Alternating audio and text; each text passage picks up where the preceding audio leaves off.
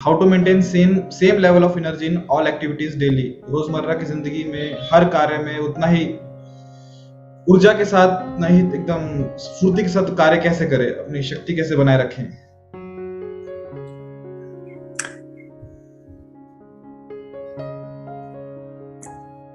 जिस भी कार्य में आप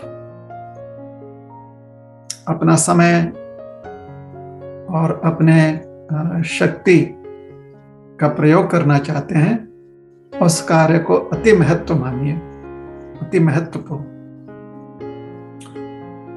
और इस प्रकार से उस कार्य में आप जुझ जाइए, मानो जैसे कि उस कार्य के अलावा आपके जीवन में और कोई भी विषय वस्तु का कोई अर्थ नहीं है, कोई महत्व नहीं है। उदाहरण के लिए महाभारत में जब प्रसंग आता है कि जितने भी कौरव कुल के राजकुमार थे वह अपने धनुर विद्या का प्रदर्शन कर सकें, तो एकमात्र अर्जुन ही थे जिनको अवसर दिया गया। क्यों? क्योंकि उन्होंने अपने लक्ष्य को ही सर्वोत्तम माना। उनसे बार बार पूछा गया, अर्जुन क्या आपको, कथा यही है ना कि अपने बाण से वृक्ष पर रखे हुए पक्षी स्वरूप एक खिलौने के आंख को भेदना था।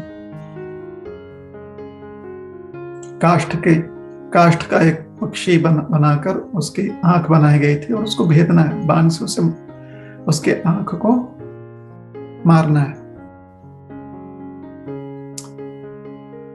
तो अर्जुन जी से पूछा गया कि आपको पक्षी दिखाई देता है, तो अर्जुन को पक्षी दिखाई नहीं दिया, हालांकि पक्षी का स्वरूप था वहां पर। अर्जुन को यहां तक कि द्रोणाचार्य जी भी दिखाई नहीं दिए, बस अपने कर्णों से द्रोणाचार्य जी का आदेश प्राप्त करने की तैयारी में थे वो, बस उसी के लिए वो रुके हुए थे कि कब वो आदेश दें कि आप तीर चलाओ, और तीर चला देंगे। अन्यथा कोई और लक्ष्य, कोई और विषय वस्तु, कोई और तत्व जो है, कोई और ऑब्जेक्ट जो है संसार का, उनके लिए गौण हो गया। गौण अर्थात वो उनके लिए इनसिग्निफिकेंट हो गया, निम्न हो गया। साथ ही साथ स्वस्थ रहना बहुत आवश्यक है। अगर शारीरिक सौष्ठव ना हो तो कार्य करने हेतु शक्ति कहां से आएगी। और मन हमारा निश्चिंत ना हो तो अपने कार्य में पूरी तरह से मन कैसे लगाएंगे। तो शारीरिक स्वास्थ्य और मानसिक स्वास्थ्य भी बहुत आवश्यक है। शारीरिक स्वास्थ्य के लिए अपने आहार, निद्रा इत्यादि जो शारीरिक क्रियाएं हैं उसको नियमित रूप से और निर्मल रूप से कीजिए।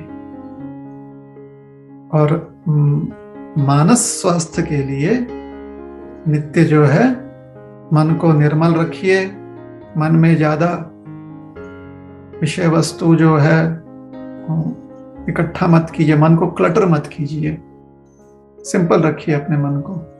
जो आवश्यक सब्जेक्ट मैटर्स हैं, जो विषय हैं, उसी को मन में आप निवास करने दीजिए। और मंत्र द्वारा मन को हम बहुत मजबूत बना सकते हैं। तो मंत्र जाप कीजिए।